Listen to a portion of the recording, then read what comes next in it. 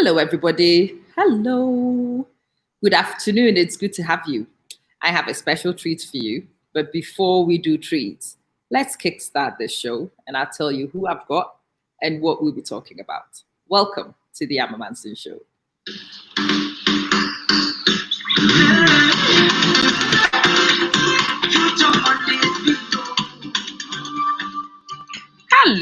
Hello there. Welcome to the Amma Manson Show.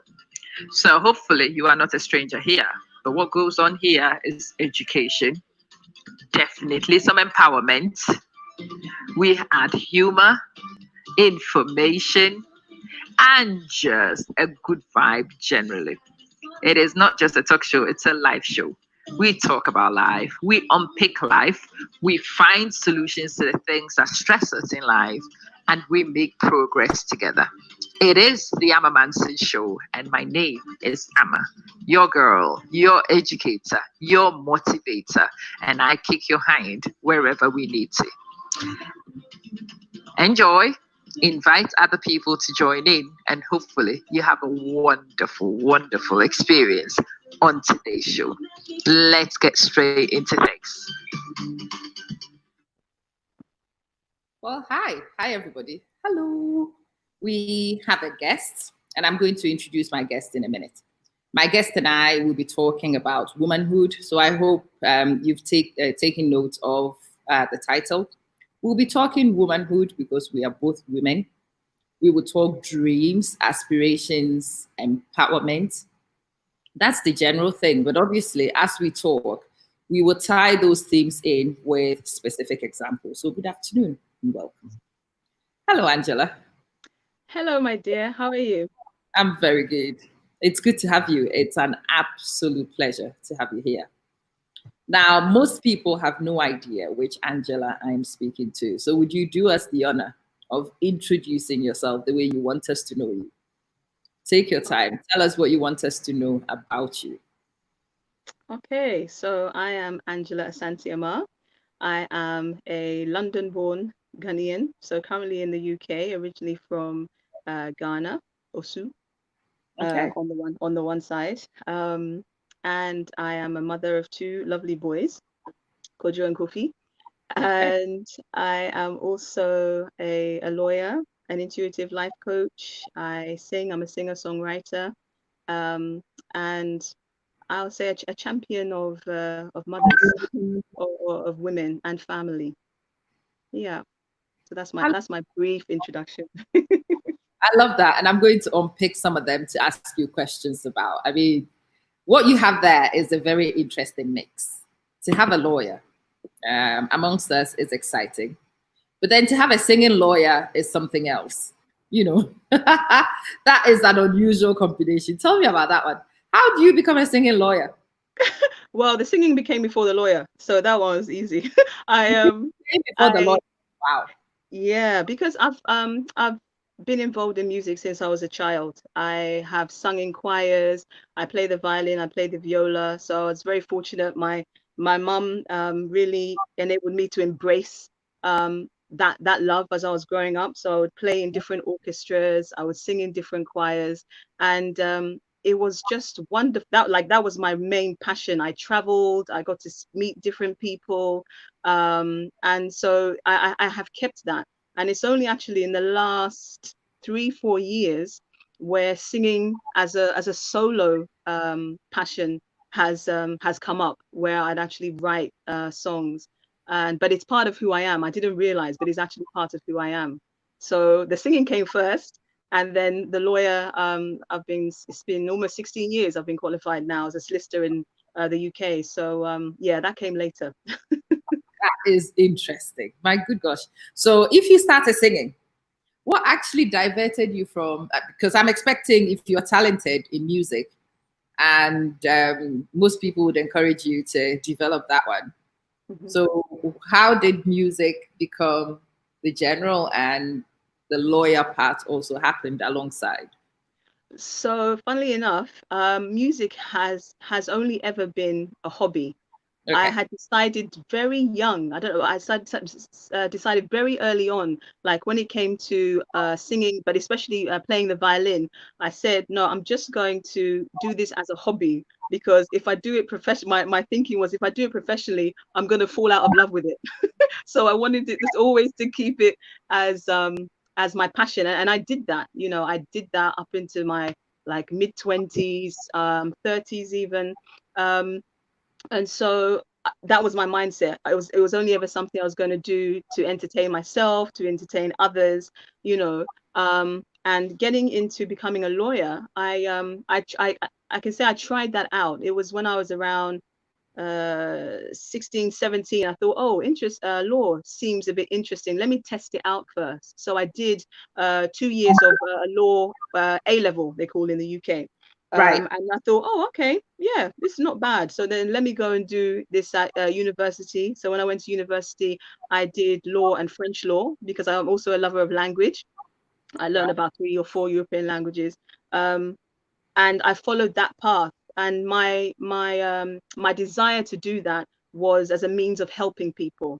Most of your, I don't know if it's your, I guess your humanitarian lawyers, you know, they want to help people, and I thought that was one way that I wanted to do that.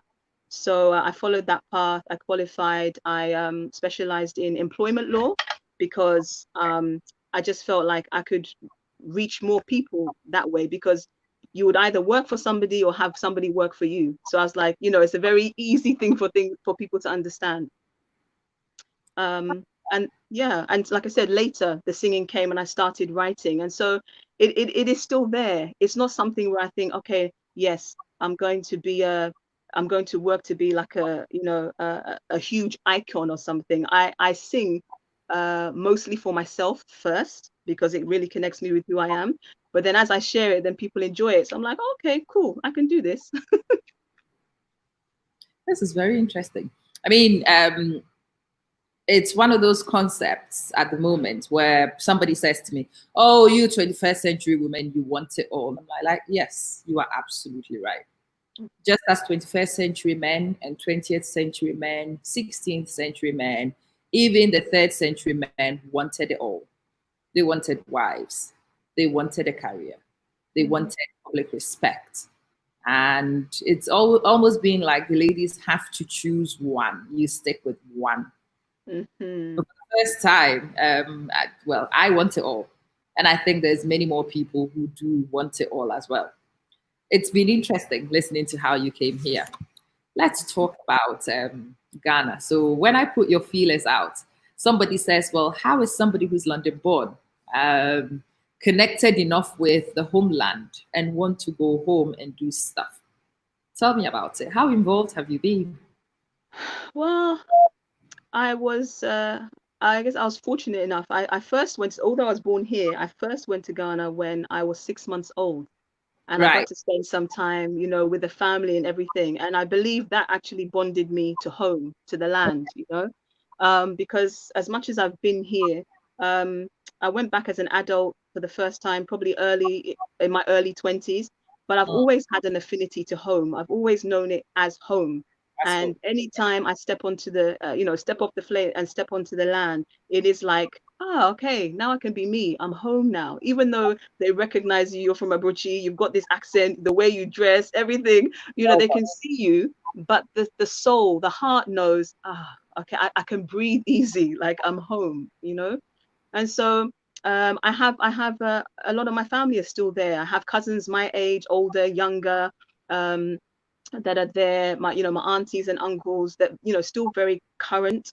I'm the eldest of 8 siblings, and the last 3, yeah, on my father's side. So the youngest 3, they are there as well. So I have a real time connection with home.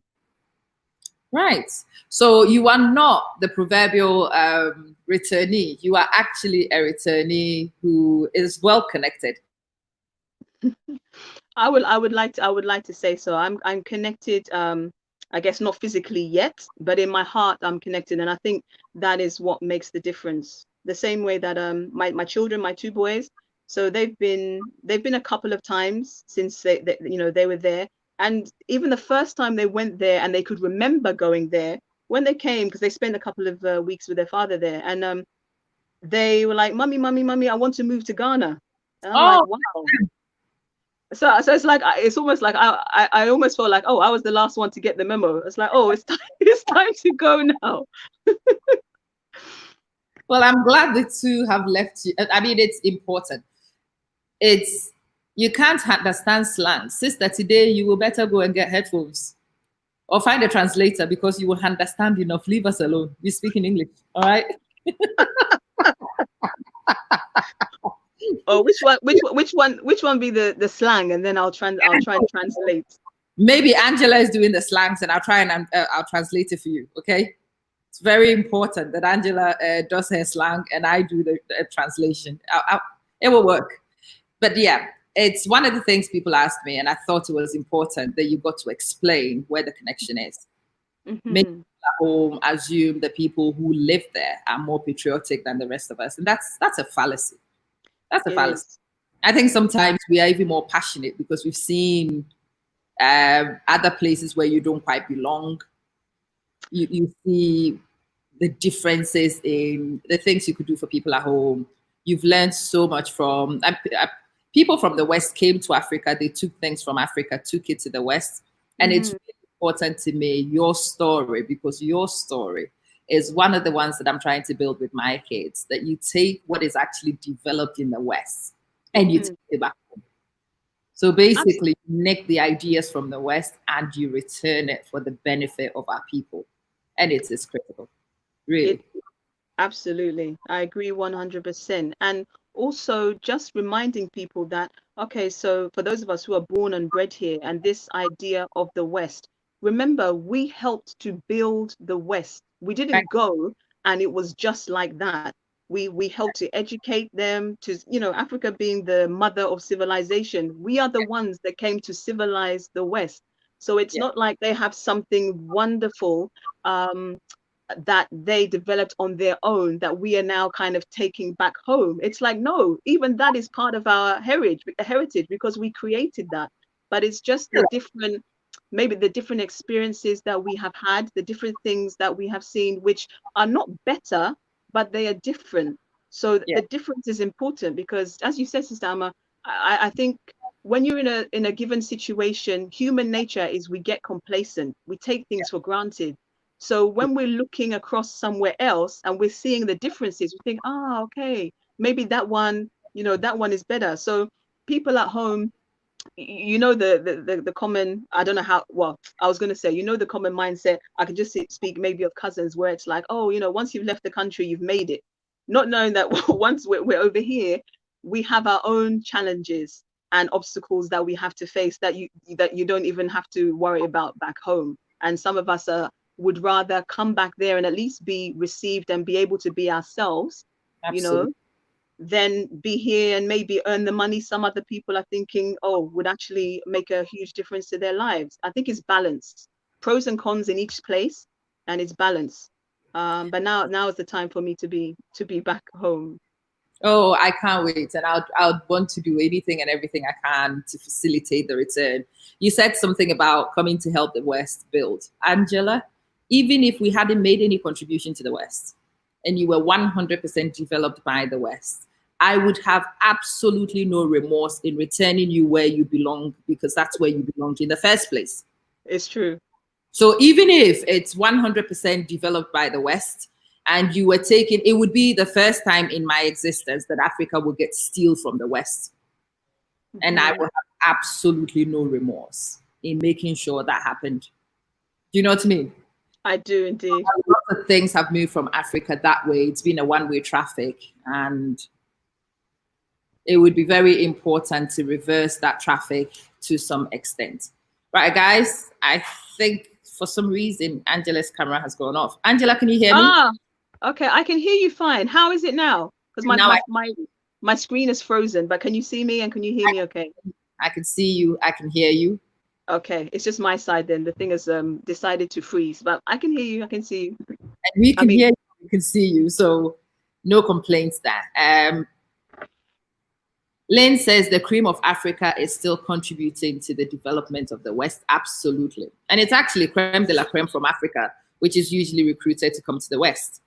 Absolutely. That is one of the reasons why we see what we see. And yeah, every effort to return some of those brains, having developed further in the West, is to our advantage. It is never a disadvantage. I agree.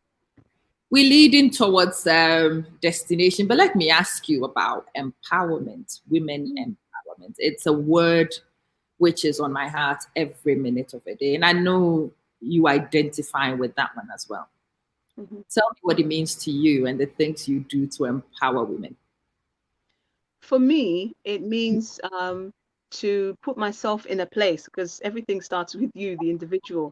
And the journey I've been on, really, to remember who I am as a creator. You know, we are children of the creator, of God. So that makes us baby, if you like, baby creators. So we're all endowed with skills, a purpose, a mission.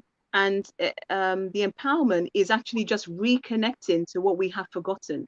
Because when we came here as children, I'm sure we these are things we knew because we are fresh from the vine, if you like. But then as we grow, and we are conditioned with the ways that we live and everything, we forget those things. We lose the childlike qualities and take on like the seriousness, if you like, of the adults. And so empowering myself as a woman is to remember that no, there are things that I'm endowed with that I am to use to serve the greater good. And being a woman, like what it means to be a woman, because to be a woman today may not necessarily be what it was 10, 20, 100 years ago. And it's always changing because society changes, it adapts. And it's very important because being a woman, we have something different to contribute to being a man. It's not just the biophysical, you know, the biological, the anatomy that is different. We have a different energy, a different nature, and it's how to reconnect with those things equally to so that I can live as who I actually am, not who people want me to be or who people think I should be, but who I actually am. Okay. So you said something about differences in biology. Okay. But let's go to differences in attitude. I'm really excited about you. I don't know the rest of you and whether you've picked up the fact. Angela is one of two women I know who are potential candidates in the next election. It's exciting. I know Auntie Donko is looking to stand. She's looking to contest, and I'm very excited about that. And Angela was the other name that I have managed to pick up. She's clearly feminine. She's looking to go into our politics. It is unusual. And I want to understand why Angela thinks that a woman should come and be president in Ghana. Why should we have a female president, Ange? Well, I will answer your question, but just so maybe to help the viewers get some context, can I ask you one question? Yeah, please ask. Let me ask you, what is it that you value? What are the values that you have for your family? Like as a mother, what values do you uphold for your family? Oh gosh, I want everything that is good for them, and I want to keep away from them everything that is not good. And anything which stands in the way of their progress will be demolished by me aggressively without any apology. And anything that needs to be facilitated for their growth, development, and well-being, again, will be pursued with everything I have. Absolutely. Perfect. For me as a mother, they are very, very similar, if not the same things that I want from my family. And exactly the same things that I want from my extended family, Ghana, the nation, like my fellow citizens. And so what I think is that we've lost our focus on the importance of the family. And everything that we have, it starts from the home. Yes. And I find it very interesting how, on one hand, we are naturally the keepers of the home, whether you call it the general manager, operations manager, whatever. Some people would say the foundation, that the person that keeps everything going in the home, not independently, of course. Those of us who have a husband, a spouse, anything, it is a unit, but still if something goes wrong in the home, the woman is the first person they look at, because our energy, our role is to, you know, break up squabbles. You know, my two, when they're fighting, they're fighting, you know, you have to find out what's going on. You have to, you know, conciliate, resolve, help them come and, you know, sort things out. Whether the whatever the budget is, somehow, some way, you make sure that everybody is fed, even the one maybe next door that needs feeding. Nobody goes hungry at your table. You will find a way. And I think that we have forgotten that. So that's on the micro level. Running a country it's running a big family, like a huge family. And again, you don't do it independently, you do it with people around, but you are the one that sets the mood. When the mother in the house is well, everybody else is fine. If I get up in this when I wake up, if I wake up and I'm in a bad mood, I don't even have to say anything to my children. That's it. They're arguing, or they're not happy, or there's just a whole wahala in the house. When I wake up, or, you know, I'm having a good day, and, you know, in the way I communicate with them, they're fine. So making the same with, you know, the partner or whatever, we set the mood in the home. And, you know, we are the ones who educate our children long before they can even say the word school or education. So that foundation is crucial. And somehow we recognize that, but we don't recognize that you need the same at the top end to look after the wider family. It's not different. And what happens, I think, is that, you know, which we may come on to that we think that, okay, our place is just in the home, but we enable everybody to do what it is that they need to do. We are the original supporters. Oh, you want to go do? Oh, yeah, I can support you, do that. And somehow that's been taken to mean that we don't lead, that we don't, you know, that we don't or shouldn't have positions of authority. And it's like, we have them every single day. I don't know one, of course, I don't know them individually, but I would say that every single day, every mother is making magic, working miracles every single day in some shape or form, in their home, in their community, you know, and it goes so unrecognized. So my direct answer to what you're saying is that there should be no different to how we look after the family, to how we look after our nation, and that's missing. No, I think you are being politically correct, and I'm not. Really, we've left nation building to men. And in Ghana's case, we've seen 63 years of what they can do. And I'm not convinced that they're doing it competently enough. I'm sorry. I don't even apologize. We've had 3 years of male-dominated governance. And in my view, that governance is missing the wisdom of women. It is missing the wise counsel of women. Yes. Because we've been excluded. And we actually do form the majority in the population. And it's just preposterous that a small it's the same thing. I mean, we all have problems with racism, and we think it's ridiculous that a minority might want to dominate the majority. But then a lot of men also don't realize that it's the same principles when it comes to governance and women. Absolutely. We are the majority, but the majority is confined to a small specific role, and the minority decides what happens. And we've seen it happen for so long, and I don't think it's leading us anywhere. And yes, it's about time we see credible, competent women present themselves for governance, take on the big roles, take the leadership roles, bring the expertise that women bring to the show every single day, and see it in governance. Absolutely. I mean, I personally think that, I know you are very direct. I'm direct in my own way. Like, I actually think that if people could do better, they would do better.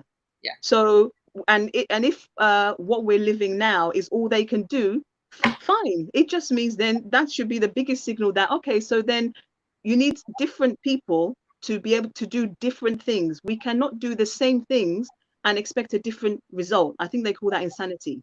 It is. You need a change. And it's very interesting. I'm sure you've seen it. I mean, I've seen it in the conversations I have. The kind of horror or shock, dismay, surprise when you even introduce the concept of having a female president. Like like you've told people that you're going to get somebody from Mars to come and run Ghana, you know, Well, and that's they, but they forget that our very first, well, our president, our late great Kwame Nkrumah, who led us to independence, he did it with the full support of the women. He would not have been able to do it had the women not been behind him. But maybe people mistake that with saying, yes, they were behind him. They weren't at the forefront. But the other reason why we now need a mother, you know, we need that maternal energy to care and nurture, because the land, the women, has been depleted, pillaged, raped for far too long. And it's time, like it's time to now give back. We need to develop, we need to invest in the land. Like we need to be nurturing the land, so it's supposed to be there to nourish us. So Yeah. why is it that you know, only 1% of the whole business sector is dedicated to agriculture? Look at the land that we have in Ghana, and only that small, you know, portion is you know, dedicated to things that should be growing the very food that sustains us. It doesn't make sense. No, it really doesn't. Somebody's asked the question, and I want to pick that person up. Henry says, Amma, how do you know women would do any difference? Let me tell you from my home and my example. In my home, I know the chief executive is my husband, but I am the operational head. I make sure it happens. I am the eye of the home. I see and foresee things. I am the strategist behind a lot of the things we do. And looking at my personal experience and talking to so many different women, I know that that's the general thing women do in most homes. We've lost Angela. I will try and reconnect with Angela. She will rejoin. She will rejoin the feed. Don't worry too much about it.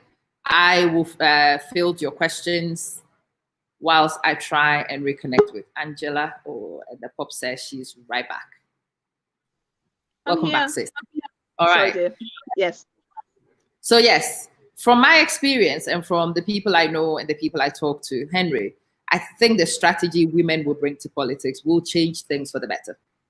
I'm sure if you even looked at your mother and the way your mother does her things, if you looked at the iconic women in your life, 2 minutes of pondering and you will know what I mean. You would know what I mean. Bless says, what does Miss Amma think her popularity rating is? But has she even announced? I was going to say, no, not many people know me, but what you will get to know the more you know me is that popularity I take with a pinch of salt, because first and foremost, they are the way that things are being done. But the people I want to reach, that I think need to be reached, are not the ones that really had their voices heard until now. So the majority, of course, I know women, we do vote, and we actually, quite a few of us vote. But as Sister Amma was saying before, that the minority are making decisions for the majority being not only just the women, but the majority as in the kayayo on the street, the people close to the poverty line, if not on the poverty line, they're not represented, not really, unless you want to tell me something different that I'm not aware of. I'm open, I'll always listen. But so as for popularity, it depends who you're asking that question to. You'll get a different response if you speak to perhaps those who are educated or the elite, and those who are, you know, hawking on the streets. Okay, that's a good one. And Sage asks, how often do you go to Ghana? How long do you stay there? Are you involved in any community activities? And she's taking that bit about the charity work right out of my mouth. Would you please answer her questions for me, please, Angie? Sure. So I was last in Ghana in January for about 3 weeks. I was there again, I think the October before. Then it was some time. I was there about 4 years ago with my family, and we stayed for a good like 3 or 4 months. And so I haven't been just on holiday. I understand that it's important to know the country. And that's another reason why I'm looking forward to coming back and really getting to know the land. So yeah, that's about how often I go and come back. But like I said, my boys who have only been, I think, 3 weeks at a time, 2 weeks at a time, they were sold the first time that they went there. And as for community activities, so I represent an organization called Power to Our Mothers Foundation. Mothers meaning all women, mothers and mother figures. And the essence of if you like, the mission, the aims and objectives of that organization are, as Sister Amma was saying, about empowerment, but on in different areas. There's practical empowerment. So in terms of housing women, those that are either free or low cost accommodation, which we are working towards, because we have secured land. I was talking about developing the land. We've secured land to start growing crops, things that we can, that we can really use to sustain us, good quality things that should not cost an arm and a leg, so eating the things that we grow, but also to develop build a village, a Power to Our Mothers Foundation village, to house women, the mothers, their children, and live in a more natural way. And we start small. I mean, we start in one area and looking to roll around. But when I'm there, I speak to my fellow sisters, as in I speak to fellow women and even the men about these things too, to understand, because I will never presume that I know everything that is going on. So especially having not been born there, I have to listen to my sisters and my brothers and sisters who are there. The one thing that I find it really difficult is when people presume that they know everything. Number one, I don't think you can know everything, and the very fact that if you think you know, then you've missed something. Of course so you have. I have my views and my aspirations, and we have the aims and the objectives of the organization. But we speak to the women, my fellow mothers. We know that the things that don't get talked about so much, in terms of we know the issues with menstrual hygiene and what they call period poverty. I'm in touch with a young sister, Sarah Boating. She's a London-born Ghanaian like me. She has an organization called Investing in Girls' Education in Africa. They supply free, reusable sanitary pads to women in Bogatanga, because we realize it's a real issue. The fact that if you're fortunate enough to be able to go to school, and then actually you can't go to school because you can't manage your menstrual hygiene. And, it seems to be badged a women's issue. But every time a girl misses school, a woman misses work, you are reducing the productivity in the country. Absolutely. Which doesn't make sense, again, if we're all supposed to be helping the country grow. So, yes, there's the practical empowerment, giving women a place to live, so that they don't have to worry so much. They can focus on other things, like themselves, their children, maybe starting a business that will help them to be self-sufficient, these kinds of things.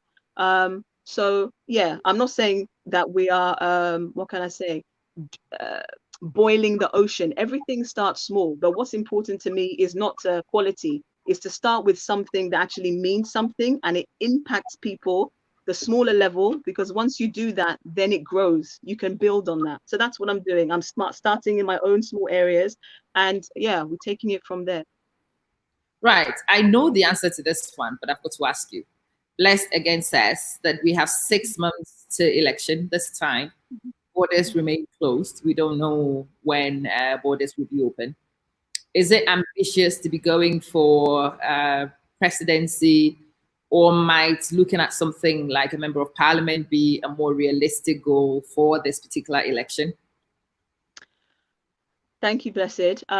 It absolutely is ambitious, and I have no problem with that, because when I go home, or I don't even have to go home to see it, when I speak to I speak to people and I understand what's going on, we're done. As in, there's no more time to be shy, to be worried or anything when our children are dying every single day. And when I say our children, I'm talking about literally humanity, because as an African mother, we birthed humanity. Like, so everybody, the things that's happening with the recent death of George Floyd in the US, Yeah. he's a child. He's one of our children.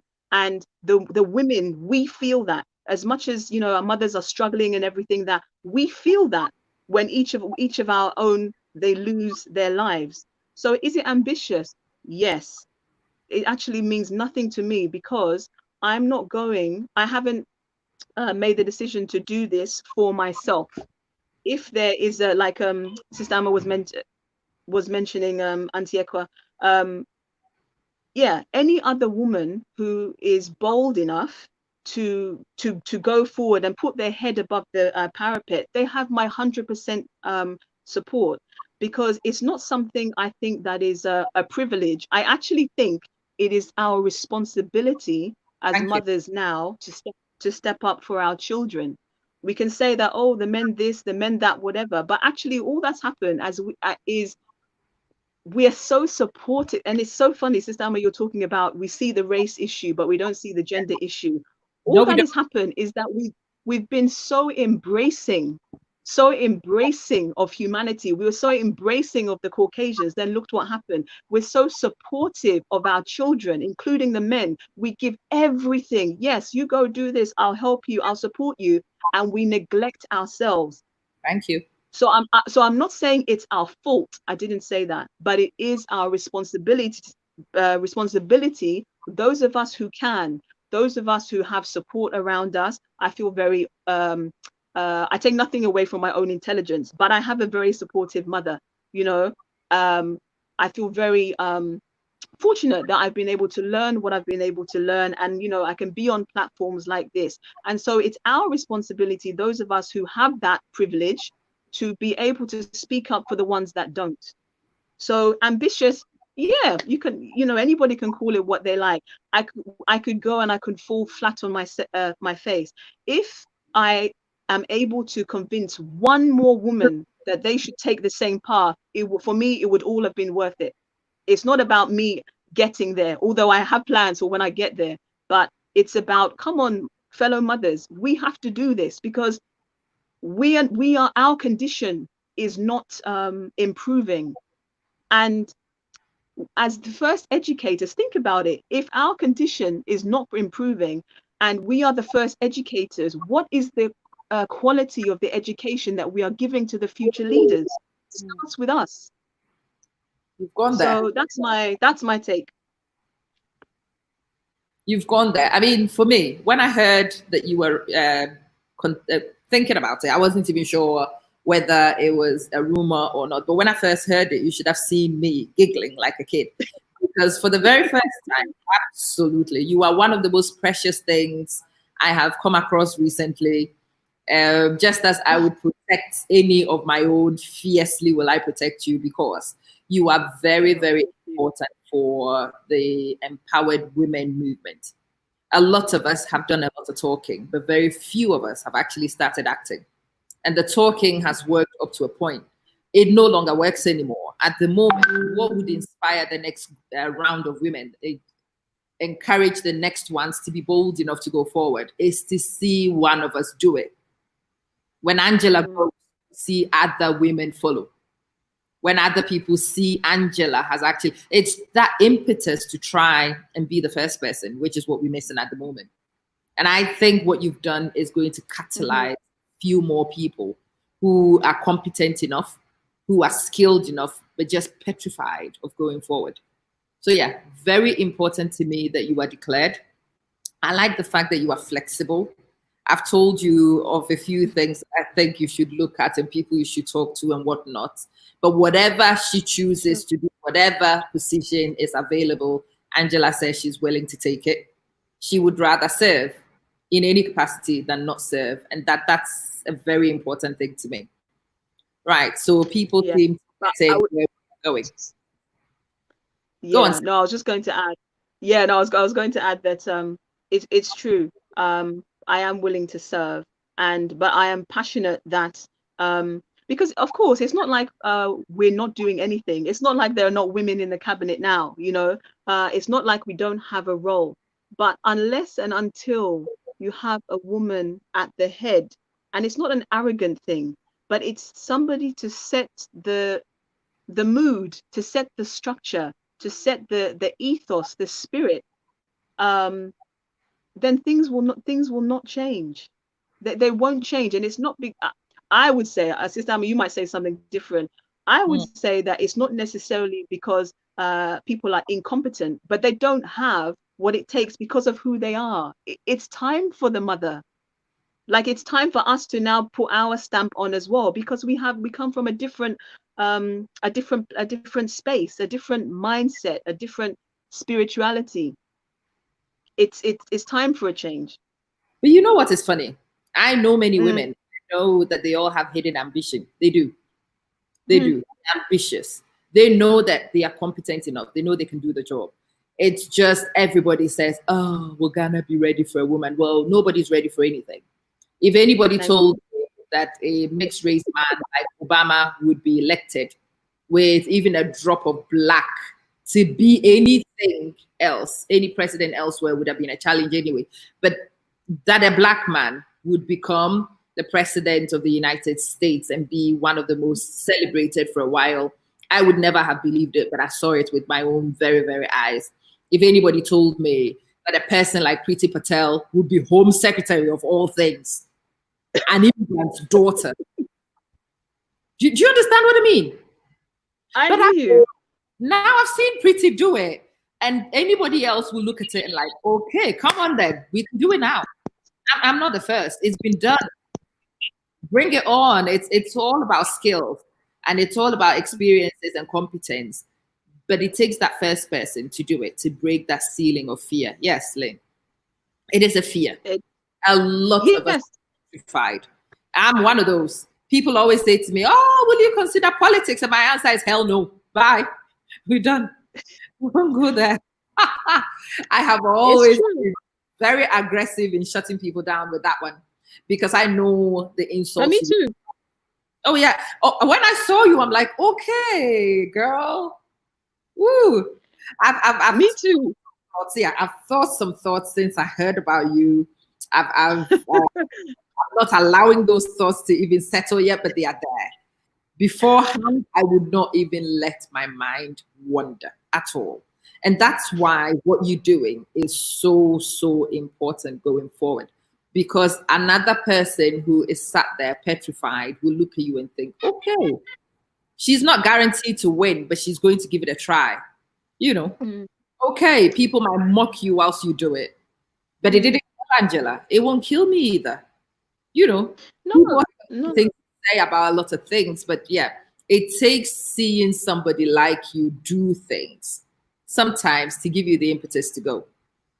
Sure. And yeah, it's always the person that is going to try first. Of course, everybody will think you're crazy. It's only if and when that you make it, they'll be like, wow, you know. And what does that say about who we've become, even as humans? We've, like I said, we actually have forgotten how to be childlike. You know how our children think they're invincible. Like, Well, no, I can do it. We have forgotten that. And so what does that do? That limits our ambitions and our creativity. And as part of the empowerment piece you were talking about before, it's actually even reconnecting with that, reconnecting with the fact that, oh yeah, that childlike quality, it has a place. It's the one that says, yeah, there's all these factors that tell me no, I shouldn't do it, or what's the worst that could happen, but what about, oh, but what's the best that could happen? Who yeah, could I inspire on the way? Who could I pass something on to that then they're the ones that are going to do it, you know? And it's very funny because your reaction to politics is exactly my reaction. And I would not do what I'm planning to do. I would not do that here in the UK, yeah, because part of the reason I'm going home is because you have to start from the root. Yeah. Some people have said to me, oh, but why are you going to Ghana? You know, are you going to throw away your career? You should be here and be a politician, and you can make more impact. I'm thinking, but no, because until our home, that Ghana, the motherland, Africa, until that is sorted, everybody that looks like you and me, we are not going to be sorted. So what's the point of me adding my little over here? Let me go to the source and see what I can do there, as well with our brothers and sisters in the neighboring African countries, to make an impact that has a ripple effect, you know. Before any of those ripple effects, can I just tell you, even if you don't do anything else, even if you don't go and do any fantastic thing, just that declaration of interest is more than enough of a huge impact already. It's not just me. I'm not telling you just my feelings. I put out feelers with my friends, and people were like, oh, wow, it's good to see her go. Oh, even I do have ambitions like that. I'm like, I've known it for a while, but you would never admit to it. You would never admit. You know, a lot of us are called to this. It's almost a destiny call for people, but everybody's so petrified and everybody's hiding in their little corners. And I think what you've done is just lifted the cap. And it will free quite a few women to look at it and to explore themselves and to dare have the impetus to go forward and put their name forward and try. Blessed has asked the question. So, Blessed, I think you should be confused about the political landscape for everybody anyway. I mean, the men haven't got it together either. And the woman hasn't got it together either. We are all going to have to figure out, yes, it's 6 months to go. And she says she's talking to the other presidential candidates as well. She's in league with a few of them. She's talking. If that comes about, just if 6 months is too short and she needs to look at an MP position, where whatever, assemblywoman, whatever, she will see about reality as things become clearer. But she says that she's available to serve, and she will serve in any other capacity than not serve at all. So campaign strategy, I don't know. Ange, do you have any campaign strategy you might be able to share? Or do you need us to come help you formulate one? Well, like I said, I'm in talks with some of the other independents, but mine is actually not made up, in the sense that I would say I'm not a politician, but I am a mother who listens. So I need to go home. My plans of going home are to speak to my people there, but especially the Queen Mothers, those who really know the communities inside out, you know, and see what I think is the thing that we need is actually what is affecting them on the ground, from, like I said, from the pure water seller on the street to anywhere up to our elite classes. But it's the message.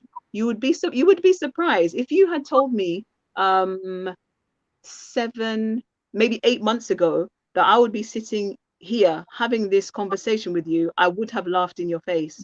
Like this is, seriously.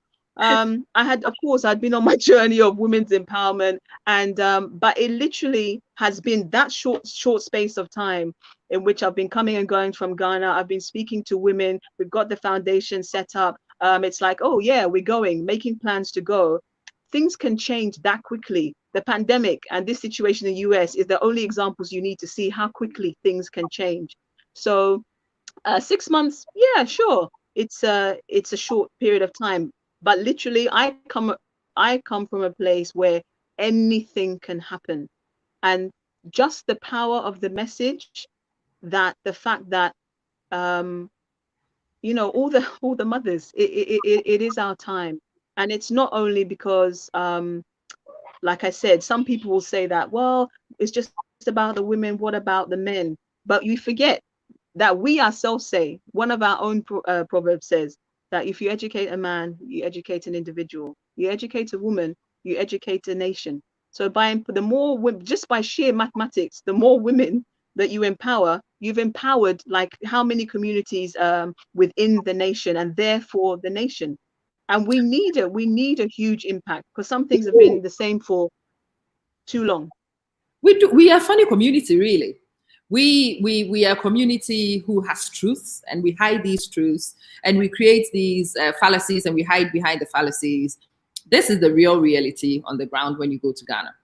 You have many men who don't take care of their kids.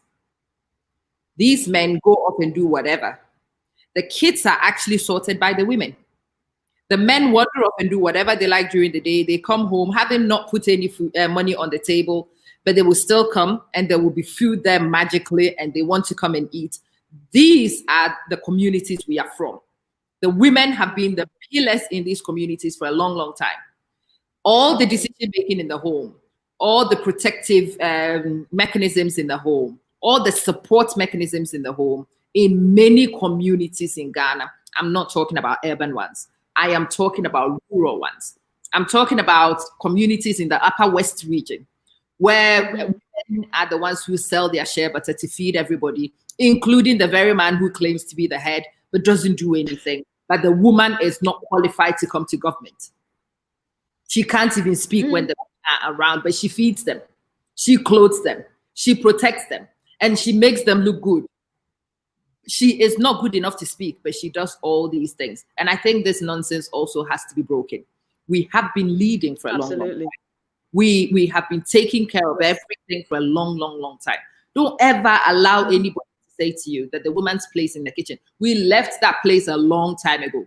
We've been doing so many different things. And I think it's about time that we sat down and we looked at some of these things. We called them for the nonsense it is. And we actually got on with everything else the way we normally do. And Lynn is asking a good point. She says, do you have to renounce your citizenship to do politics in Ghana? And have you checked the answer to this question yet? I will have to once I formally go to what can I say, going for presidency, I will have to denounce. But I've already decided that that's what I would do. Okay. 1 second. Okay. And I know I saw the question before that I'm a Ga with some Ashanti in the family too. But yeah, I think Blessed was asking. Yes, she wanted to know. Yeah, I think she would like the fact that you are Ga, definitely a lot. We left the kitchen. We're ordering pizzas and chicken and chips. Yes, we are. I was gonna say, I'm thinking, but did we really leave the kitchen, or did we just get stuck in the kitchen? Because as far as I know, from way back, we were doing everything. We were farming. We have some who are, protecting, if you like, warriors. That is the one thing I think we've actually forgotten, that people think that a woman maybe is just a mother or just the woman, when actually out of the mother we play about 10 different roles. You have the educator, you have the entrepreneur, you have the farmer, you have the chef, we play so many different roles. We never left the kitchen. We just had everything else dumped on top of us. We never left. And this is the thing, the unfortunate thing with so many of us. We did not leave the kitchen. The kitchen is still our domain. And then the provision was supposed to be done by the men, but the men left that for us to do. The discipline of the kids was also traditionally for the men, but they left it for us to do. And monetary provision was also for the men, and they left it for us to do. Community cohesion was also for the men, but we found ourselves doing. So what's happened to myself and to so many women is that you get up and you go to work, you work full time, and you come and contribute to the splitting of the bill or not. But when you come from work, the kitchen is still 100% yours. It's yours. Your work is not finished. Otherwise, you're not a wife material. And the cleaning home straight after the cooking is also yours. And oh, by the way, the kids' homework, which is a new development, is yours. And the distance of the kids. Yeah. We've been magicians for a long, long, long time. And I think it's about time most of us realize that we are experienced magicians. And we can take those skills into so many other sectors and do magic there as well. If we could do magic in life, we can do magic in politics as well. I don't see why we shouldn't. I really don't see why we shouldn't.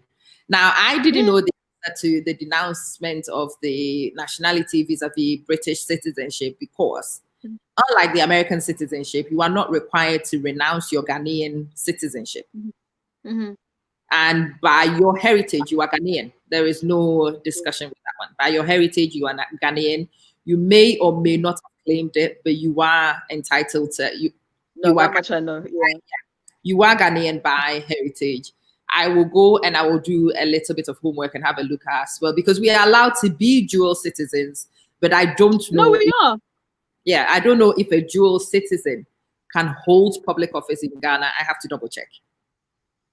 Yeah, that was the thing. That's why I said that my understanding was that I would have to renounce. But like I said, things are changing, and Yeah. especially with the changes, the changes I think that are afoot in terms of the diasporan voice coming in and how involved that they can be, in politics at home. So sure. I don't think that's a given. I think that's worth checking. A few years ago, my answer was, yeah, you did. You have to. But right now, I'm not sure. There might be leeway. And well, anyway, the question is, does she want to hang on to it or does she not want to? Would be a different question. But there's a little bit of information here from Lynn. She says Senator made it, and so can Angela do. That's true. Absolutely. Thank you. Absolutely. But just coming back to. Okay. Oh, sorry. Go on, dear. No, sorry. I was just coming back to something that you had said earlier, and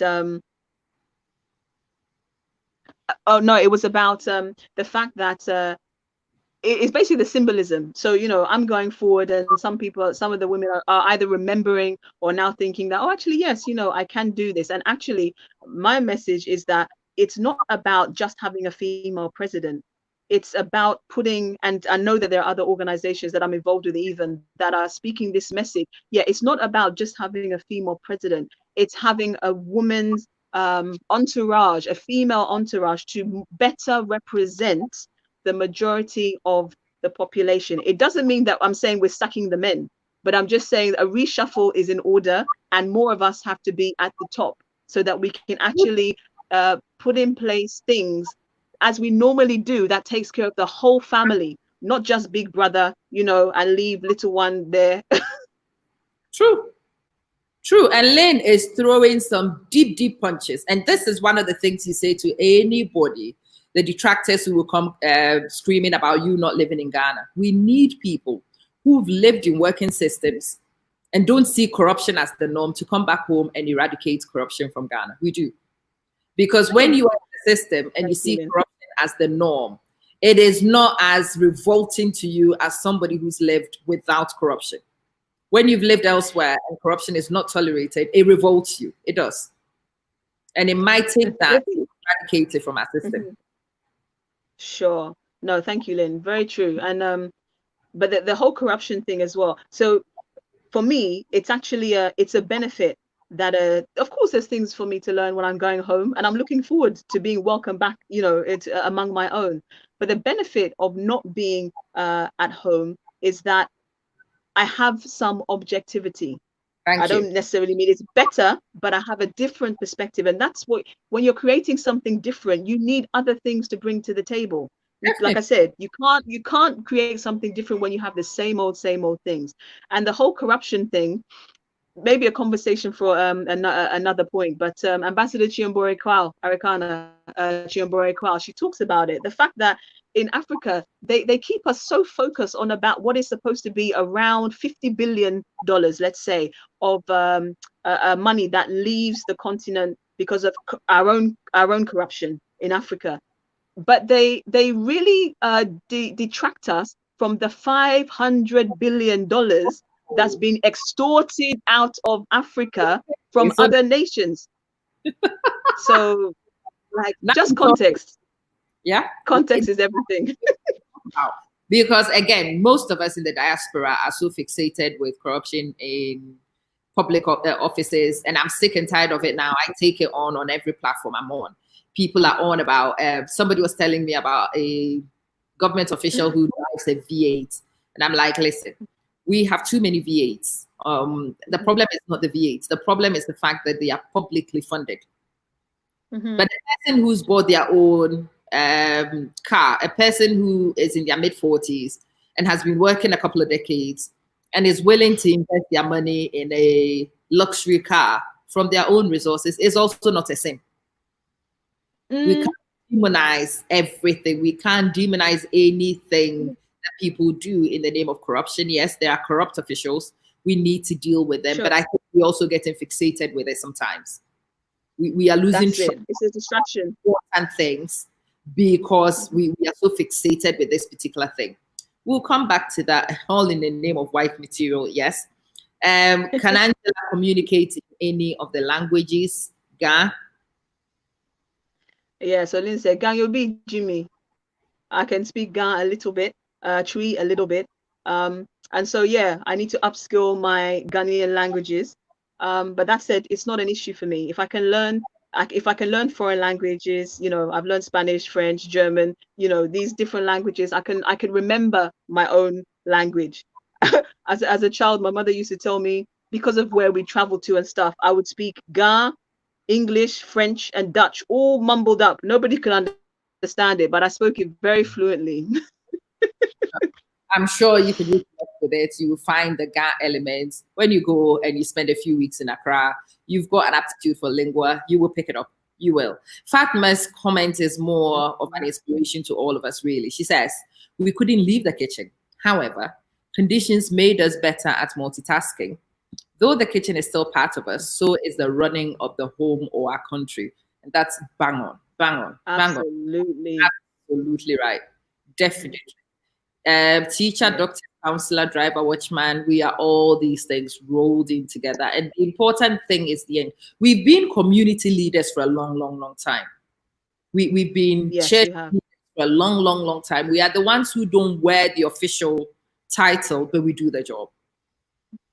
Exactly. Just at home, we don't wear the official title, but the actual practical running of a lot of institutions actually rests with the women. And it's been resting with us for a while. An example of an instance where Ange has shown resilience. The terrain is not woman friendly. So she's saying the same things. Oh, and she's gone for the Ashawo thing as well. There we go. It was one of the first things I said to Angela. Like, it's true. Okay. Kofi, I'm on the thing. No, Kofi wants this. See, mommy duty. Mommy duty doesn't stop. No, what's this, mama? Where do I start? Like, I'm not somebody who shies away from these things, because those things, they don't define a person. My own journey, I can only speak about my own journey. And obviously I'm here in the diaspora, you know, I've entered a legal profession.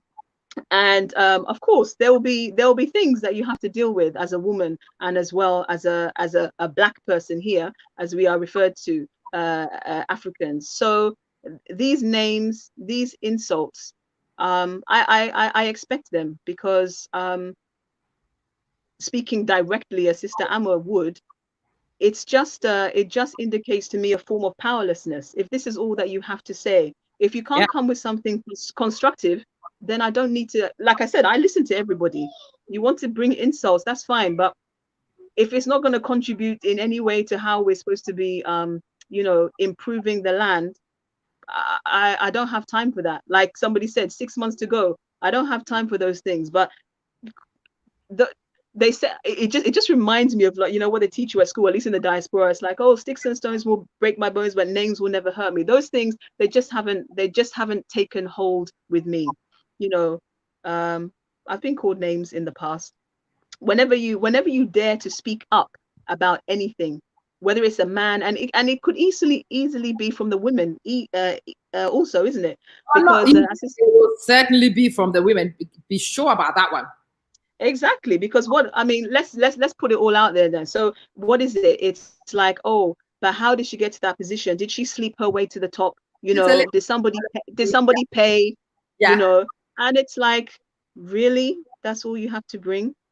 Because that's all we can imagine. See, we've never done anything else, all right? And in our experience, the little bits we do, we've had to sleep with so many men to get it done. And so when we see another woman climb, it is the only yardstick of measurement we have. It really is. It doesn't mean anything. Like I said to you the other time, it's not necessarily malicious. Sometimes it's just ignorance and poor experience speaking. And when you look at people say things like that, you've got to respond with the humanity it deserves, because it's not malicious. That's it. That's all they know. Sage, I will come to yours, but I wanted to lap onto that one with Bless. She says that a few insults from Bukom will jog your memory. You will speak Ga fluently after. I went for Homowo last summer, and good God, my good God. I had been the summer before, but the summer before I had not actually made it into the thicker things. Last was the very first time that I actually went, and I saw the whole process.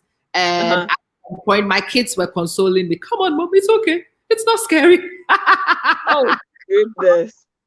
Oh, part of it was so overwhelming. I loved it. And I was right in the middle of it. And then at some point when the crowd began to move, and I looked at the kids and I thought safety. Now I was trying to find a position for 3 adult-sized people, only one of whom is an adult. And I was getting really, oh my God, the crowd is surging. There's nowhere to go. And it's, the kids had to find me a safe haven at the end. And I knew we had changed guards. Hey. Yeah, it was interesting.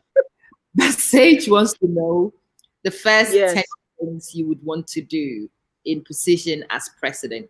Things you would want to do and things you'd want to change. Sure. There's so much, but the truth is, I'm like I was saying before that I would start small, because that's the thing that I see. Whether it's politics here or anywhere else, it's like all these promises to change this, that, and the other, and it's like, wouldn't it be great if you could just have some key things that you can start with, see how you get to do those ones, and then look at something else. That's the approach that I would take. Obviously, I'm speaking to other people, but the things for me, like I said, are focused on the women on one hand, as in terms of providing accommodation, free or low cost accommodation, healthcare, education, food. Okay. And the land, making it really accessible for people to be farming more on the land and growing the things that we need to eat, that we're not importing tomatoes and still using these tin tomatoes, which I guess we don't have choice to use, that actually are not good for us, So the land, the food that nourishes us, like I said, the accommodation, the healthcare, the education system for the women. And because, like I said, I understand, but I make no apologies for the reason why it's so women focused. Because, like I said, when something is depleted so much, the amount of effort that you have to put into even bringing it up to par with something else is disproportionate. And once they are supported, everybody around, you don't empower a woman and it's that one individual that is okay. She will spread that, she will multiply that tenfold so that about 10 people around her are also doing well, and helping women get into like simple, sustainable businesses. It's like they were saying again in the States, according to the race, we don't want favors. We just want you to stop holding us down. Like, we've got stuff to do. There's plenty we can do. Just kind of, can you step out of our way so we can get on with doing them, Well, I don't know. Sometimes when you want somebody to step out of your way, they clearly don't have any motivation to do so because it's convenient for them for you to be the stepping stone. And this is the thing I say to the Black Lives Matters groups, and it's the same thing I say to the women empowerment groups. Nobody is about to facilitate. If you are looking to make your way into a room, you better be willing to break a door. You better be willing to storm a place. You better be willing to stick your neck out. Really, it's been, oh yes, Amin is here. So I got your woman. And I'm definitely having a conversation with your woman. Hey. So, who managed to connect me to Angela. I am eternally. Hello, thank you so much. Because you found me a sister. It's incredible. It really is. So he's asking, why would you not start with a parliamentary seat? Because I'm not there to do what everybody else has done before. I'm thinking I am taking the sacrifice myself, which I don't actually see as a sacrifice, because I want to be at home. Like I want to be, you know, free in my homeland. Then why start small? Why not reach for the stars? What do they say? Reach for the stars, and if you miss, you know, or reach for the moon, and if you miss, you'll land up again among the stars. We don't have time for that. Yeah. I genuinely believe we don't have time for that. There will be others. Yes, I know there will be others that, as Sister Amma was saying, that they may think, oh, well, this is bold. And even if they don't think I can do it, it may remind them that, hold on, I wanted to do this thing, but I was Yeah. too scared. People were going to, you know, put me down. You know, they were too scared of the resistance, the uphill struggle that they were Yeah. going to. But they may think, you know, if she can go for it, then I definitely can go for it. That's good. So Most, no, I'm not going to start there. Sorry, go ahead, sister. no, I was just saying, most definitely. To me, as I said before, you are incredible in the fact that you are so brave and you've stuck your neck out in a way many of us would not have dared to do. It's wonderful to see you. And it kicks me, and it kicks a few women I know as well. And I know as more of them become familiar with you and what you want to do, it will kick a few more to look at themselves and stop settling. Mm, I think so many of us have settled for what the men have been willing to carve out for us because it's yes. convenient. But that's limiting. That really is limiting. Hello, Pastor P. She says, I'ma ask if she is making any environmental improvements or being involved in any projects in Ghana. Oh, is that projects? Yeah. Pastor P. I don't know if you were here before when I was talking about the what I'm working on at the moment with the Power to Our Mothers Foundation, Africa, but it's registered in Ghana, is farming, you know, securing land, farming land, which we've just started, and to build a village, you know, the first, which I hope are of many, but really to create like an ecosystem of how we can just go back to living naturally off the land, you know, because everybody thinks and everybody says that when we look at Ghana, oh, we have our gold, we have this minerals, we have this, and it's like, actually, that's not the the top of our wealth. Our wealth is in our people. So number one, we need to unlock the wealth in our women, Yeah. and we need to really unlock the wealth in the land, which doesn't come from continuously drilling it for what we think is wealth and farming that off or letting other people take from that. Okay. So yes, it is helping women to be housed, to get started with businesses, but definitely the healthcare, you know, piece. Uh, Basics, like what I'm talking about, they are basics in my eyes. They are absolutely basic necessities. And then people can think about, you know, really being ambitious, because we need to shift the whole foundation. We need to, for me, it's about giving women, and by doing so, even the men, a platform to say, I'm not going to be limited. Yes, I want it all. So I'm going to work hard to get it all. But we cannot. I hear a lot about the mindset that, yes, we have to change our mindset. I'm sorry, but it's very hard for somebody to think about changing their mindset when they're hungry. They have to feed themselves. They have to feed their children. They have to keep themselves safe. Maybe they're trying to, you know, they live in an abusive relationship. It's very hard to be aspirational and things when that is your life on a daily basis. So you have to help like I said, those of us that can, we should get out there and do what we can. That's my own, you know, thing. So that once those of us who can't, you help them a bit to get some kind of, you know, equilibrium, then it's like, okay, we set you up, now go and do what you can do. It's not just about giving hands up, giving handouts is what I want to say, you know. It's not the same way that we don't want people to come in and just be giving us money. We want to be able to create things for ourselves, and some of us need a bit more help than others because we've been helping everybody else but ourselves. That's That's true. all. That's true. That's mainly us. Pastor P just arrived, so she's asking questions you may have addressed, but I want her to get to the answers, so I will put them up. She says, so you just started the progress you are talking about. If so, why now? Why have you decided to act now, Angela?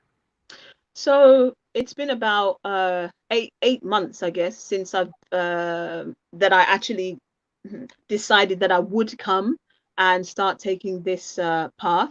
but it was actually about 2 years ago when this may sound funny, but I literally had a dream. I had a dream about my mother, her mother, all the four mothers, and it's like reminding me of everything that we have been through as a people, but and especially the mothers, because um, we are the vessels through which everything continues. So all the traumas of the past, we rebirth them in our children, you know, and it's to remind us that, yeah, we came from a great place and we did so many good things, but we're so depleted now. So it's like now, you know, I have to play my part in bringing together my sisters and like, remember where it is that we came from. We still now need to come up and add our bit to the pot. Do you understand? So it's a spiritual calling. It's something it's a desire of the heart. That's all. That's the only reason that I can say. And in case you missed what I said before, me deciding to contest for presidency, for me, it's a means to an end. Yes. There is nothing in the role of being president of the country in itself that is appealing, more so what it can be used to achieve on a big level. And it doesn't have to be me, but I'm stepping up in the hope and actually in the knowledge that I will encourage others to do the same, because it cannot be about one. It can never be about one person. That's why we're maybe in the situation that we are, you know, in certain place. It's about, we have to remember, it's family. It's family. Yes. Look, the troublemakers are waking up gradually. You will know who they are as we go along. Welcome you all. But one of the biggest troublemakers I have, who causes me the greatest issues, is I love the questions. Like, no, I don't like her questions. Don't encourage her. She says, Ange, yes. How can you convince diasporans? Don't you dare call me that name, all right? Example, to move back to Ghana. Exactly. Do you know something? You actually think it's hard. It's not, you know. Do you know how many people I've spoken to who are, whether it's friends and even strangers, that are actually inspired? You would be surprised how many of us really want to come home, but we don't know how to do it. And unfortunately, because of, well, some may say this is an excuse. Me, I'm very diplomatic. So because of desperation, you know, hunger and whatever, our brothers and sisters at home will see the diasporans like us and want to take advantage of us. So the number of stories there are of us being duped by our own, you know, on the land at home. So they're like, you know what? No, maybe not. But that does not say there are a lot of us that want to come home. The Americans as well. I joined a call the other day. It's like a lot of us, they do want to, especially when some of them are remembering that where they are, like how long is it going to take for either them to feel accepted or for them to say actually they're not going to be accepted. And part of the village that I am building or through the foundation is actually to facilitate more diasporans coming home, but not to put us aside. There's talk of and maybe that's the Wakandan villages and things of this concept of, oh yeah, diasporans come home and you kind of like be in a colony over there. We are the same, just that we're physically in a different location, but we are one in the same. So when we come home, we need to live among our people. Yes, it will be good to be with other diasporans because perhaps they have had different experiences, but how else are we going to learn or relearn our culture, our traditions, our languages, if we're not actually living amongst our own back home? That doesn't make sense. No, it does not. It makes no sense to me. And you will not really understand. When I go home, I don't do a lot of the things that people do when they come from elsewhere. I ride the trotro, and I will sit I will have a live video and show you an experience in the trotro. You will find me. I love riding in the trotro. So for the conversations. For the conversations, oh my God, the things you observe.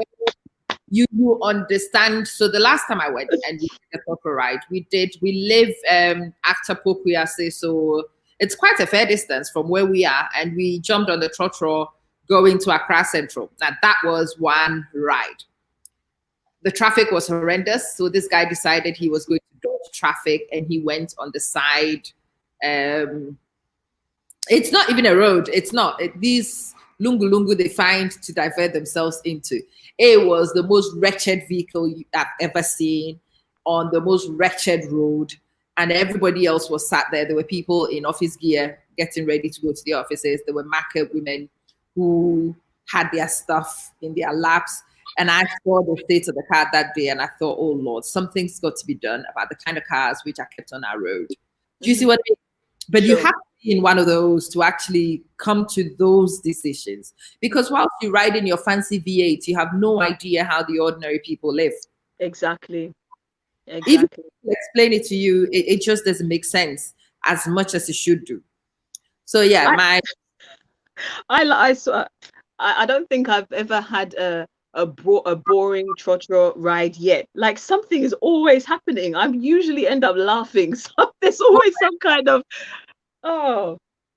it's the epitome of what we are. You see our people in their most natural state. Yeah. And you hear the conversations the way they happen amongst our people, unscripted. You see people's hustle. You really do. You experience people's frustrations, because there is. Lynn says the potholes alone can discourage. I'm telling you, it is so true. It's really bad.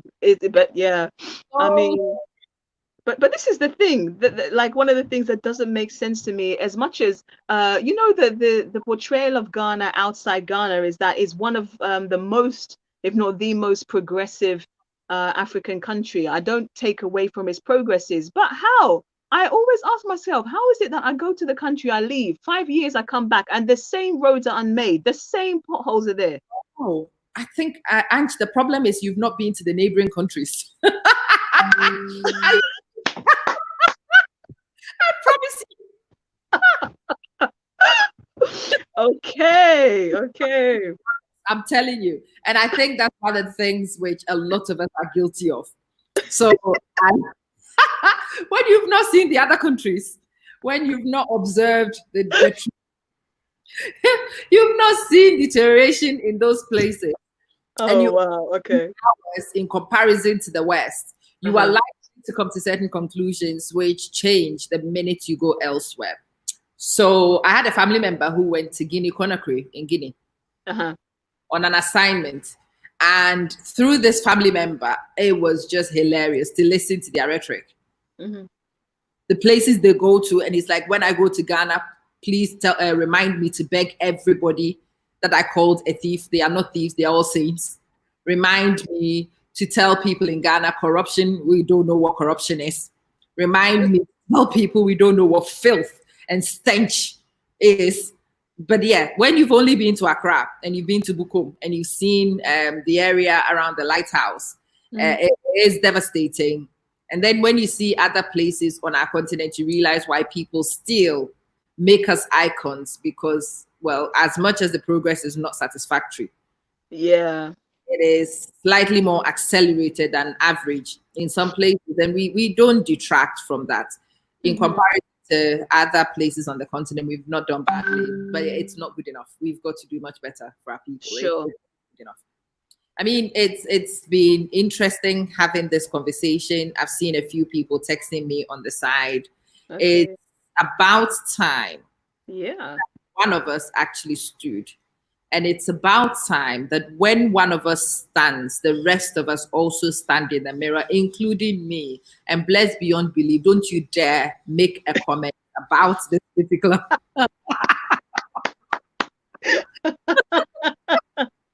Absolutely. Respond to this particular comment. All right. I think it's about time quite a few of us stand in the mirror and we look in the mirror. It's been really nice to. So I was doing really well in placating myself that I was participating in nation building. I am talking to all you guys and I'm connecting you guys to each other who will go home and do the salvation of our people. And every now and again, that little still voice comes calling, what about you? And my answer is, shut up and leave me alone. It will come. It will come. Because still remains my answer. Yeah. I mean, somebody who was asking before about, I think Blessed was asking about, you know, convincing the diasporans to come home. We don't all need to come home physically, but more of us do. And I say that because remember, there's things that we have learned and we are learning from around the world that we can use to benefit the homeland. So it's about that transfer of knowledge. Those of us that want to come, I mean, more of us, yeah, physically need to be present, but let's not forget resources as well. If you're not there physically, yes, you can invest, but the problem is finding viable, trustworthy investments that are actually going to contribute to the development of the country, rather than just ending up in somebody's pocket and nothing happening. So it's like a lot of us, we just don't know the best way.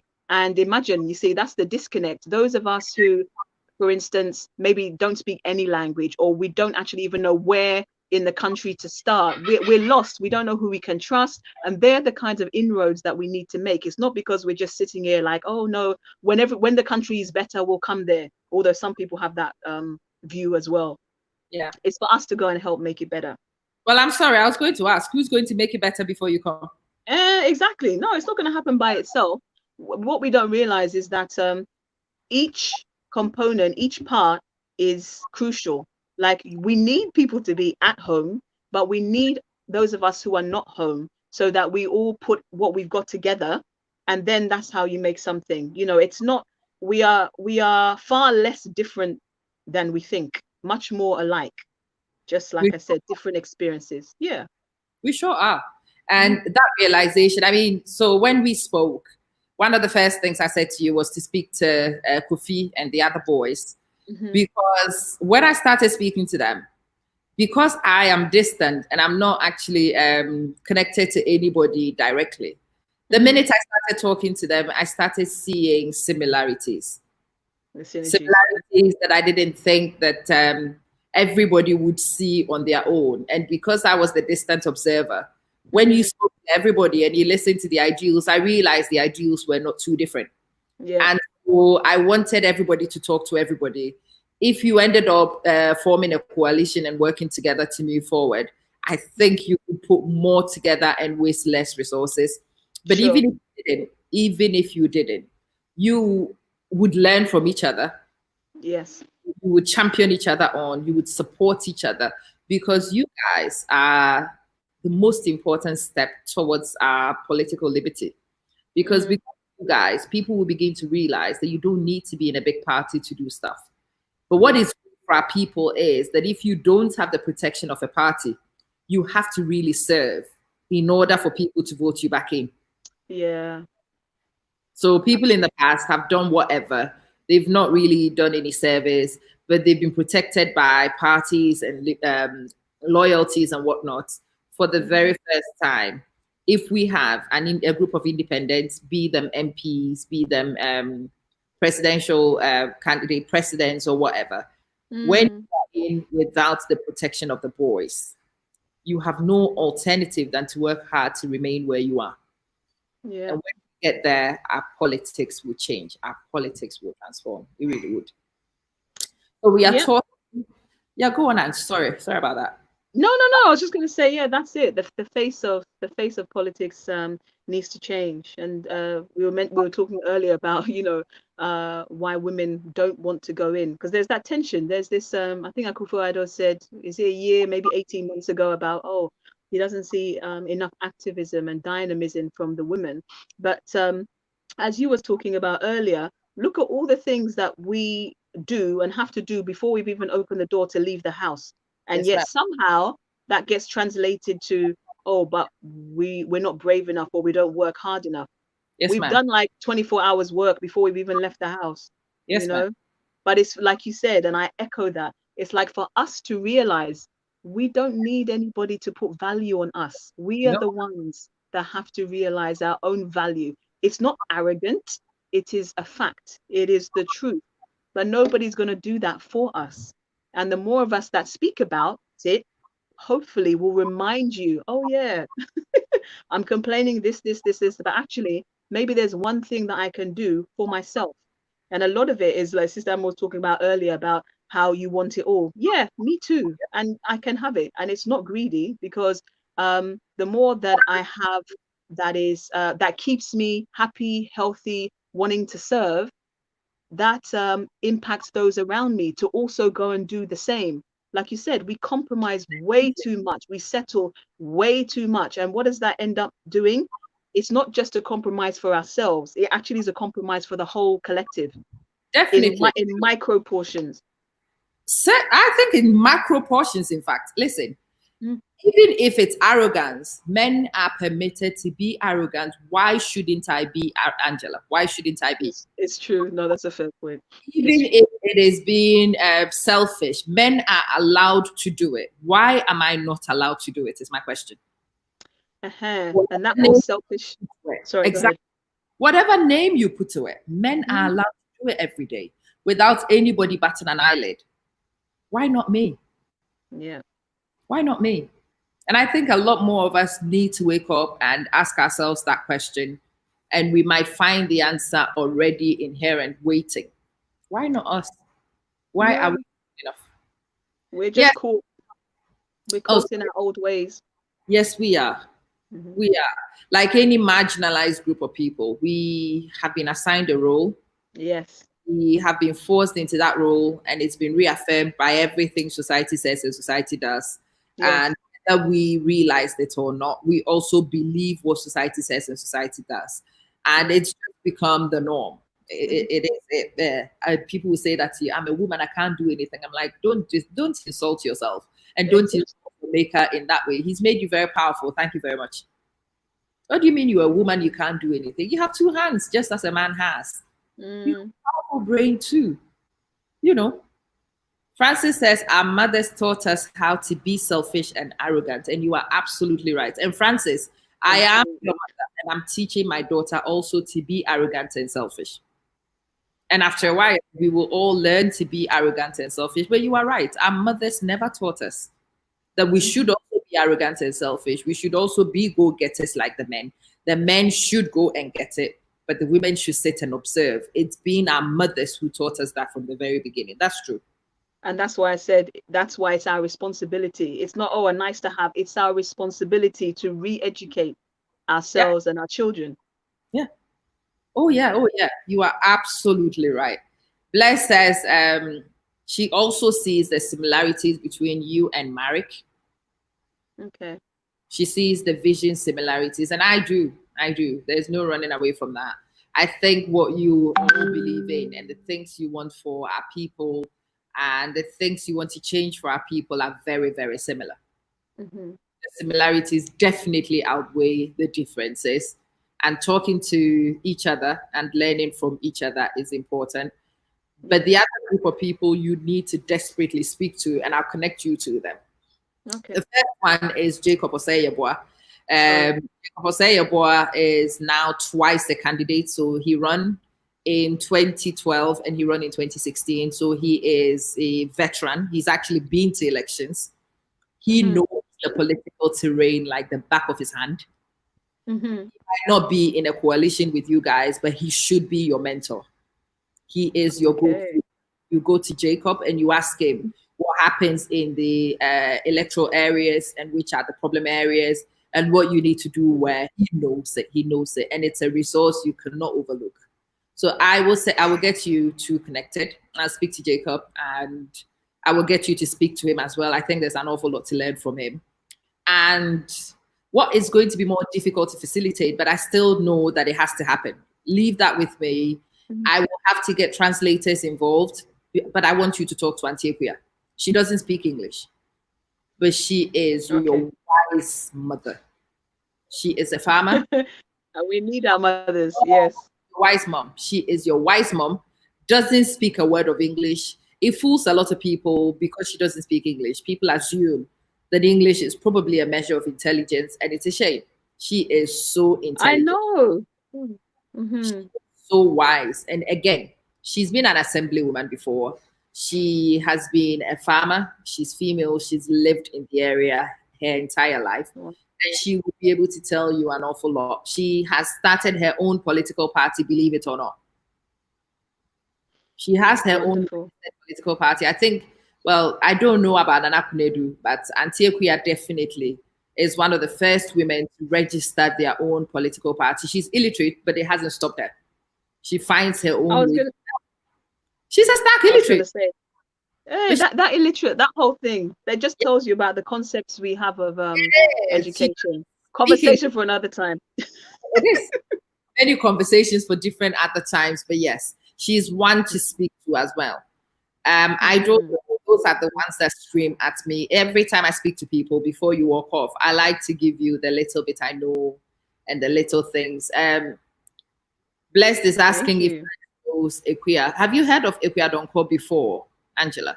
I've heard of her, but I've not obviously spoken to her before, but I have. Okay. She has a, I'm sure we can work something out. She has a PA who went and facilitated the discussion I had with her. If he can translate my work, otherwise we just have to pay for an interpreter to go to where she lives and just facilitate the discussion. But I think he's definitely one you also need to speak to. It's very important you do. So we get a clear picture of what the system at home right now is. Amin also says that the justice system in Ghana is very poor due to corruption. What would you do about it? That's a good question. I think it's the kind of thing that when you look at the root causes of why people are just not getting on, like the economy, you know, and it may sound very basic, but to be upskilling everybody, I don't actually see, this is very controversial, but I don't actually see why people don't work in Ghana, right? Because we have, and it may sound cliche, but we have everything that we need. But yes, so it is disproportionate. And it happens to be, I'm not saying that there are not corrupt women, but the truth is, it's more so the men. We have to rejig the way those things work. And that is partly going to be helped by empowering more women to be a bit more self-sufficient financially. I'm not talking about breaking up families, but it's when we can do more to contribute to the productivity in the country, that those kind of things, like I said, once we are better, everybody around us is better. And I know this from looking at my own children. Exactly. It's really important we get some of these fundamentals. So Blessed wants to know her party name. She's an independent, so she has no party. Angela, you have a website ready? No, not yet. You can find me on, exactly. You can find, sorry, say? No, I was going to say, let me know. I'm glad you asked that question. So I will again link you with a few people to fix your website. It's very important and it needs to happen very quickly. So you have one work and you can put the foundation work and stuff you've done. So people can check you out, people can check your profile. I've got your bio. I wanted to put as much of it out as possible. But you know our people don't read. So we have to find clever ways of getting information. We will not read. We will not read. But they can, they'll see some of the things on the Power to Our Mothers Foundation Facebook page. But I'll give you. Let's talk. I have a group of guys who might be able to help you do that very quickly. And yes, she's right. You do need to have an up and running website. Campaign team. Well, blessed beyond belief, you can be her campaign leader now. I will give her your number, and she can. I already have people queuing up to manage the campaign for me. I'm like, oh, okay. Okay. Join that queue because she's clearly nominated herself. So yes, I will give Angela your number. You can come and have you organize the campaign team. Just as you want me to go home and contribute, it's about time you also started looking in the mirror, mate. You have to look in the mirror. You have to. I don't think you like it's got to be done. She says you do not work.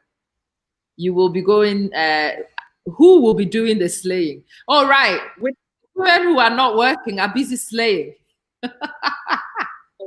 Goodness. Because I don't know if you've seen Moesha Budong's interview with Christiana Mampo.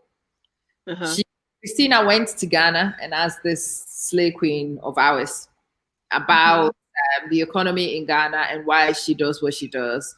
So it's high class prostitution, if you like, and Mhm. girls there justify it in the economy. She says the economy is very difficult. It's almost impossible for a young lady to work her way out and pay her own bills. And so you get yourself a man and he finances everything and whatnot. And that's one of the things that girls there believe. But remember, the girls like Moesha believe what they believe because men have told them that. And also they've yeah, the men have told us that, but like you said, where did the men learn it from? So somehow it still comes back to us. Maybe It a does. long way back, Yeah. maybe a long way back, but that's why I say it's time. I really don't waste my time playing the blame game. It's Yeah. like I do understand the importance of kind of having an idea of how we got to where we are, but like there's no time. You just like, okay, so we are here now, like where we are now, we are where we are right now. How do we fix this? How do we make this better from here? What are the things that we really need to unpick so we don't repeat them? But that aside, the blame thing, tell me who it's worked for, because I don't see it working for anybody. We don't have time for that. No, it hasn't worked. Oh, now, yeah, sure. When the table turns, it doesn't make you Oh comfortable. my goodness. Your campaign manager, she will use Sammy Jamfi cartoon. Angela, do you know Sammy Jamfi? I hope he's not talking. I hope they're not talking about the one with the knee on the neck. That one, because I was just That's no. pretty That's just the kind of thing, and I just think, wow, is this the level of intelligence now? Really? Yeah, yeah, unfortunately, it's the level of intelligence in some quarters. Absolutely. So yeah, look, even if you advertise with a Sami Gemfi cartoon, it's better than no cartoon. You are still campaign manager.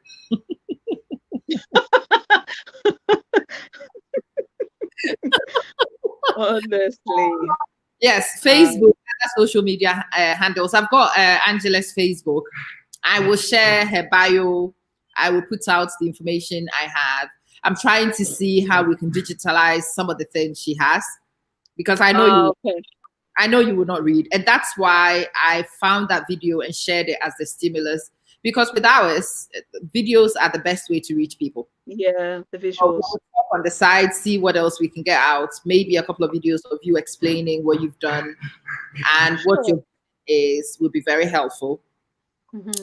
But yeah, Facebook for sure. I will put her Facebook details out.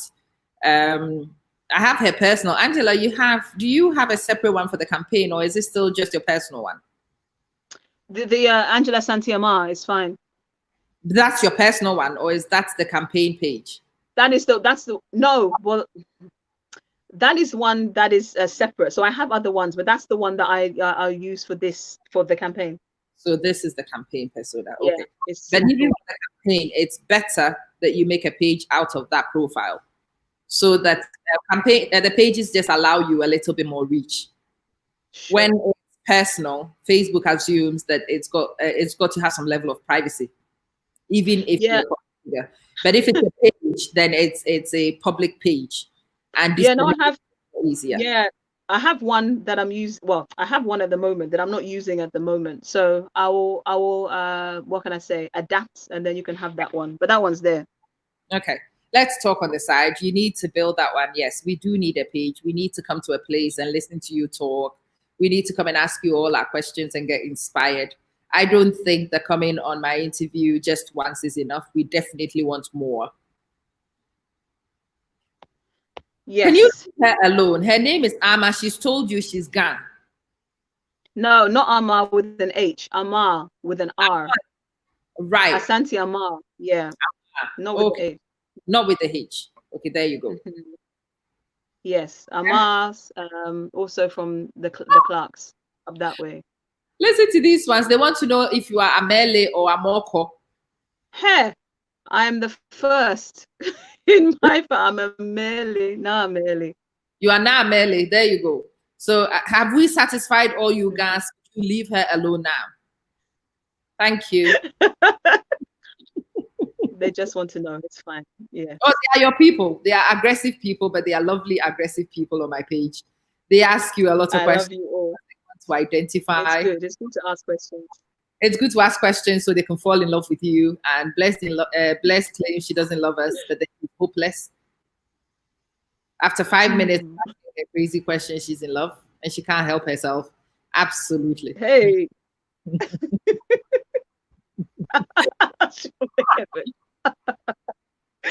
Oh, bless. Angela, honestly, it's Yes. an absolute privilege to talk to you. I have loved every Thank you so much. that you have spoken. Please make this regular. Let's talk frequently. Let's touch bases. Absolutely. Definitely, we need to work on the Facebook pages and the website. Yeah, the campaign manager herself would also get to work. Hey, I'm not Ga because I'm too composed. What do you mean? What, Gans can't be composed? But remember, I'm from Abuchi, so maybe that's why. But no, no.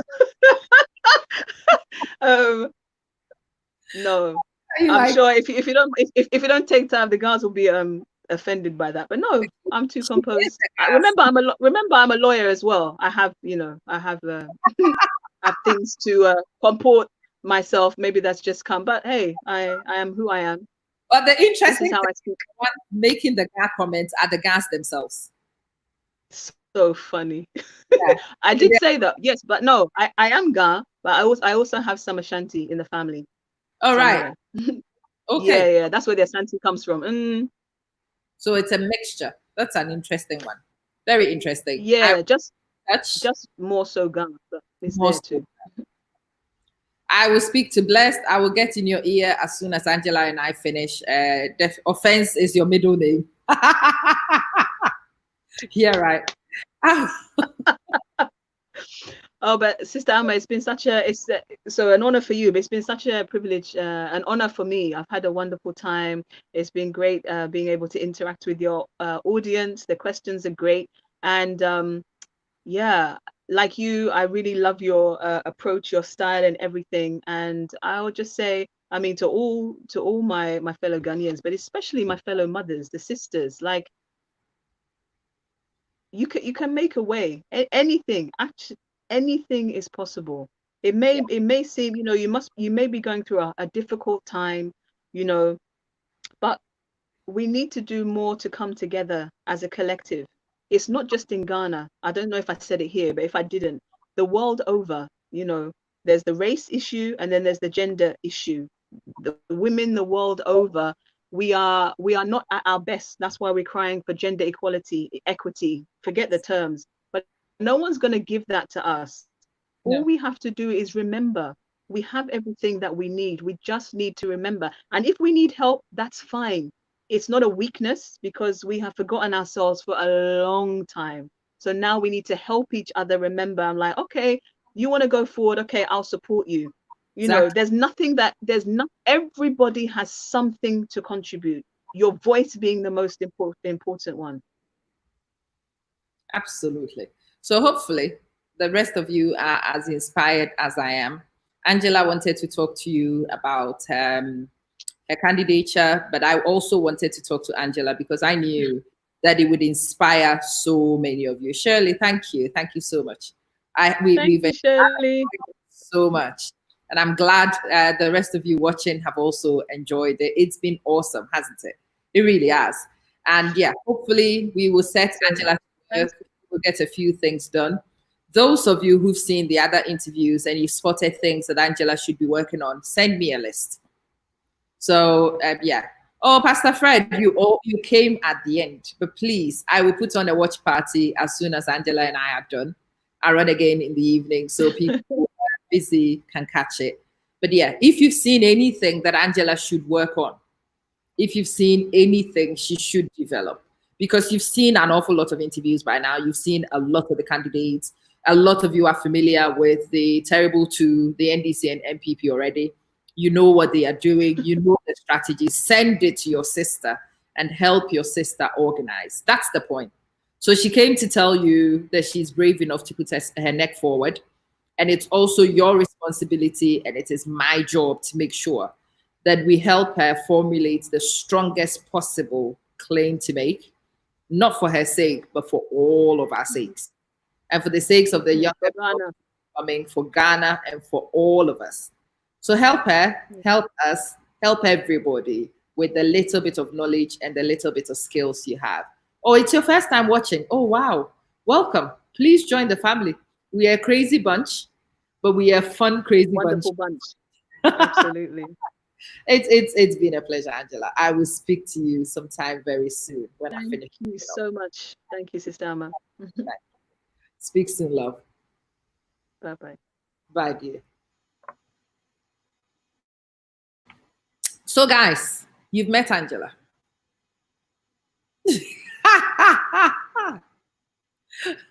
Yeah, that title goes to the two of you. It's not negotiable. I think it's yours. Plain. The terrible two, that's the two of you. Yep. You are going to get... Right.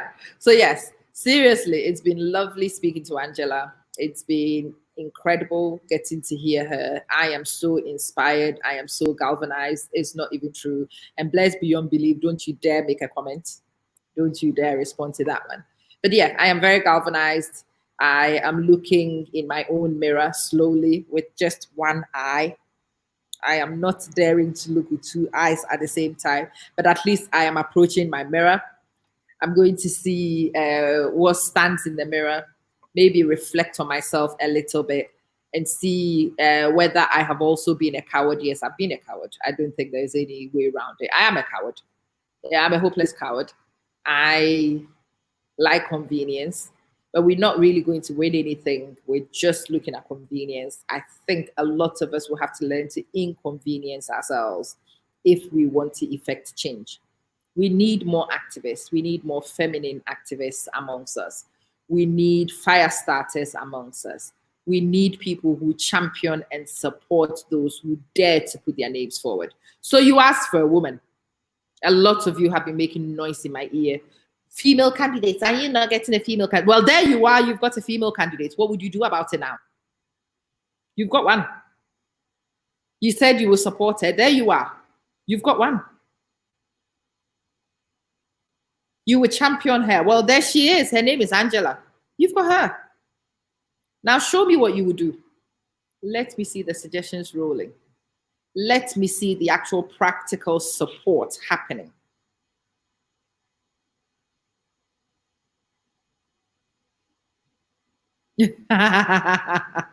Yes, I would love to go to see the new Gamanche, for sure. Right now, I don't think, yeah, now I am down with the Gamashi. I've seen Aquile Sumo. Yes, I'm done. I'm sold. I'm gone. I just need to get my ID card and we are good to go. I am gone.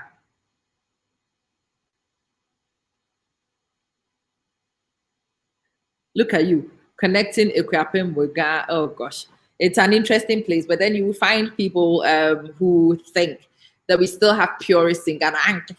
I'm Ghana. Yeah, you are Ghana with a lot of things mixed in. Just as I don't even know what I am with many, many things mixed in.